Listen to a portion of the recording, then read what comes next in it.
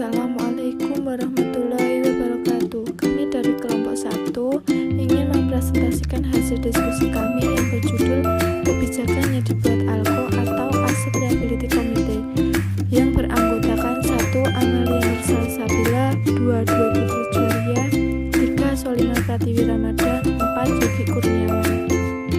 Pokok pembahasan dari materi ini adalah A. Unit bisnis terkait ALKO, B. Unit pendukung terkait ALKO, dan C. Kebijakan bank secara menyeluruh. A. Unit bisnis terkait ALKO. Komite Aset Kewajiban atau ALKO, juga dikenal sebagai manajemen surplus, merupakan kelompok pengawas yang mengoordinasikan pengelolaan aset dan kewajiban dengan tujuan mendapatkan pengembalian yang memadai.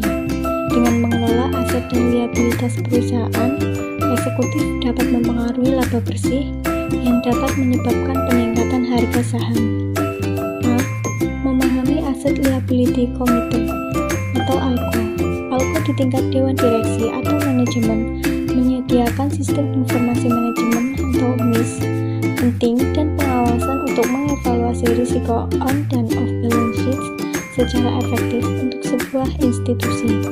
Salah satu tujuan ALKO adalah memastikan kecukupan likuiditas sekaligus mengelola split bank antara pendapatan bunga dan pendapatan beban. B. Pertimbangan khusus.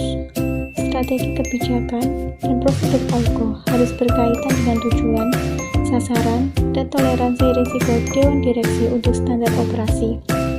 Strategi harus mengartikulasikan toleransi, risiko likuiditas, dan membahas sejauh mana elemen sentral dari pengelolaan dana dipusatkan atau didelegasikan di lembaga. C. Contoh Komite Asset Liability. ALKO Bank Alfa ditunjuk berdasarkan keputusan Dewan Eksekutif Bank dan mencakup 7 atau lebih anggota dengan hak suara untuk jangka waktu 1 tahun. ALKO dipimpin oleh Ketua ALKO yang ditunjuk oleh Dewan Eksekutif Bank. Anggota ALKO yang tidak memiliki hak suara diangkat setelah disampaikan kepada Ketua ALKO atas perintah Dewan Eksekutif Bank dari spesialis dan manajer bank untuk jangka waktu 1 tahun. B. Unit pendukung terkait ALKO. Unit pendukung atau Staff Supporting Group atau SSG ALKO merupakan suatu kelompok gabungan dari staf ALKO atau liaison yang mencari dan membahas informasi, menganalisis dan mengevaluasi kondisi yang akan datang, mencari dan membahas permasalahan, penyebab, kemudian memberikan usulan alternatif pemecahan masalah kepada sidang ALKO melalui sekretaris ALKO.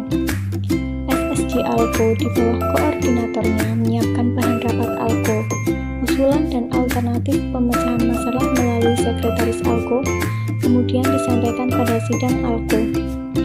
Laporan disiapkan oleh SSG ALKO sebagai koordinator dengan dibantu oleh liaison yang berasal dari unit terkait, dan dari laporan tersebut kemudian diolah untuk dijadikan sebagai bahan rapat ALKO.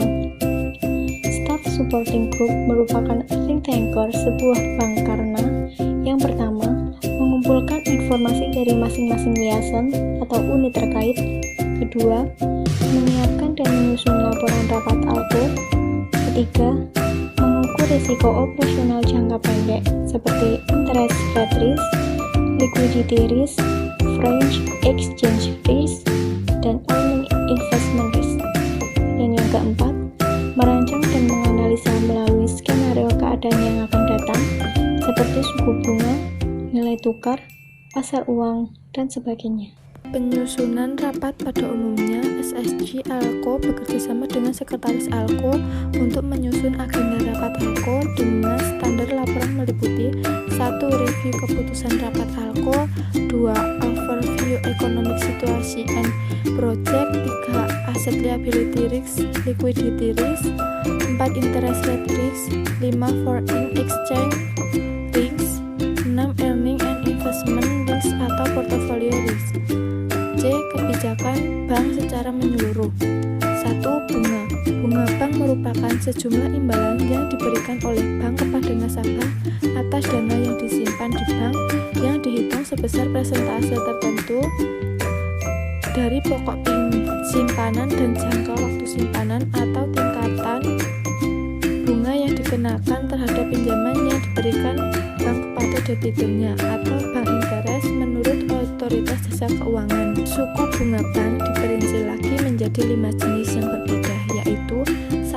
Suku bunga tetap atau fixed, 2. Suku bunga mengambang atau floating, 3. Suku bunga flat, 4. Suku bunga efektif, 5. Suku bunga anuitas. B. Cost atau biaya. Biaya merupakan pengeluaran yang dilakukan untuk memproduksi barang maupun jasa agar mendapatkan keuntungan atau mendapatkan manfaat yang memiliki nilai ekonomis di masa depan.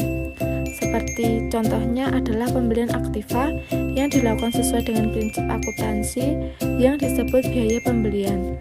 Pembelian aktiva ini tentu dapat mengeluarkan biaya sehingga jumlah kas yang dimiliki akan berkurang. Yang selanjutnya yaitu C. PDN posisi devisa neto. Rasio posisi devisa neto atau PDN digunakan untuk menghitung resiko kepatuhan yang terdapat pada profil resiko.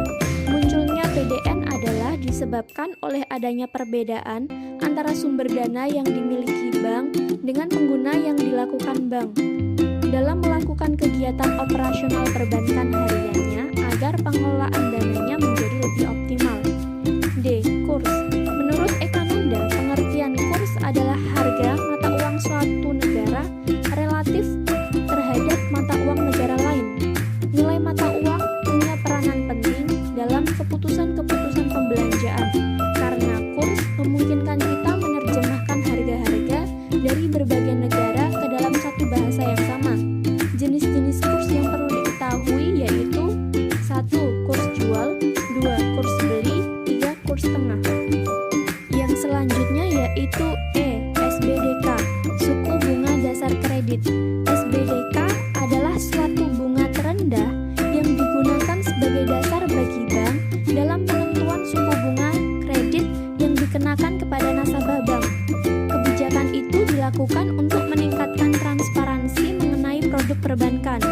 Komponen SBDK dihitung secara per tahun dalam bentuk persentase yang penghitungannya dilakukan berdasarkan 3 komponen, yaitu 1. Harga pokok dana untuk kredit atau HPDK yang timbul dari kegiatan penghimpunan dana. 2. Biaya overhead yang dikeluarkan bank berupa beban operasional bukan bunga yang dikeluarkan untuk kegiatan penghimpunan dana dan penyaluran kredit termasuk biaya pajak yang harus dibayar. 3. Margin keuntungan atau profit margin yang ditetapkan bank dalam kegiatan penyaluran kredit. F. BMPK atau batas maksimum pemberian kredit adalah jumlah dana maksimum yang dapat dipinjamkan oleh satu bank kepada peminjam tertentu. Batas ini dinyatakan sebagai persentase dari modal dan surplus sebuah lembaga. G. Capital Adequacy Ratio adalah rasio yang membandingkan antara jumlah modal bank dengan sejumlah aktiva yang dimiliki. Melalui rasio ini akan diketahui kemampuan menyangga aktiva bank terutama kredit yang disalurkan dengan sejumlah modal bank. Capital Adequacy Ratio diukur dengan 1. Membandingkan modal dengan dana pihak ketiga, 2. Membandingkan modal dengan aktiva beresiko. H.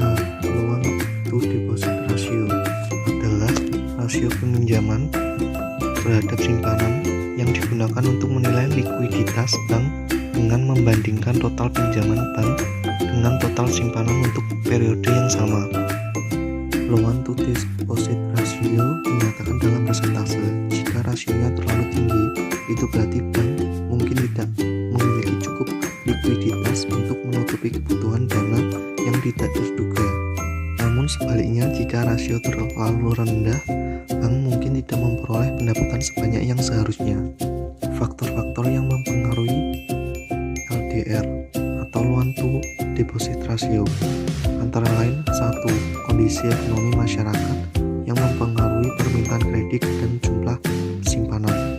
Bila dana pihak ketiga ini melambat, maka LDR akan mengetat.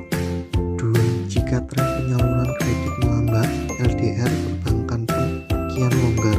Hal ini juga dipengaruhi oleh pertumbuhan BPK yang cepat. terakhir yaitu suku bunga yang naik dan turun merupakan kebijakan moneter yang diatur oleh bank sentral. Hal ini juga mempengaruhi LDR, yakni bila suku bunga